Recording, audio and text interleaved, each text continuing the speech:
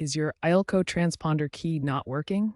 A dead battery is the most common cause. Here's how to replace it. First, you'll need a precision screwdriver set, a new CR232 battery, and a plastic pry tool. Carefully open the key case. Often there's a seam or a small screw. Newer models might just snap open. Remove the old battery, noting the polarity flush, and insert the new one. Ensure everything is clean inside. Snap the case back together. That's it for the hardware. After replacing the battery, you might need to repair the key with your car. Try cycling the ignition.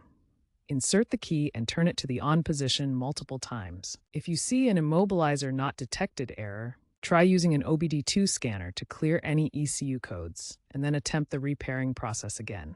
You might also need to ensure the key's frequency matches your vehicle. For older vehicles, try disconnecting the car battery for 30 minutes to reset the system. If problems persist, the transponder chip itself might be faulty, and you'll need a new key blank.